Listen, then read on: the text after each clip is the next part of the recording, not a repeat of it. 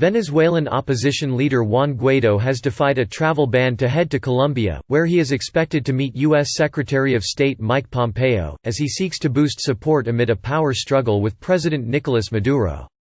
Recognized as Venezuela's legitimate president by more than 50 countries, including the United States, Guaido had not left the country since February 2019, when he also defied the court-imposed ban to travel to Colombia. Maduro accuses Guaido of being a coup-mongering puppet controlled by the White House. Pompeo, who is scheduled to arrive in the Colombian capital, Bogotá, on Monday at the start of a Latin American tour, said Guaido was the duly elected leader of Venezuela.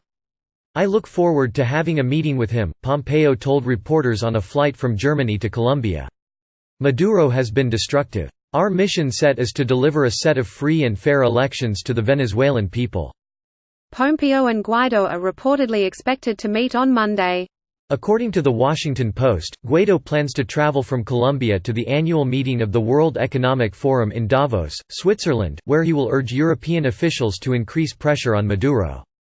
Senior figures in Venezuela's opposition hope that Guaido will also get to meet U.S. President Donald Trump in Davos, the newspaper said. Guaido has been barred from leaving Venezuela since proclaiming himself acting president a year ago and declared Maduro a usurper who had secured re-election in a 2018 vote widely considered fraudulent. Maduro, however, remains in power, backed by the military as well as Russia, China and Cuba, and accuses the opposition of stirring up violence. On Sunday, Guaido met Colombian President Ivan Duque at the presidential residence in Bogotá. In a Twitter post, Guaido said he was grateful for Duque's support and said the trip would generate the conditions that will lead us to freedom. "I can assure you that my return to our country will be full of good news," he added.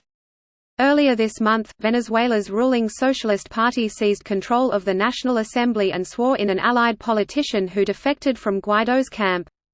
Opposition legislators then voted Guaido in for a second term as Congress chief in a separate session.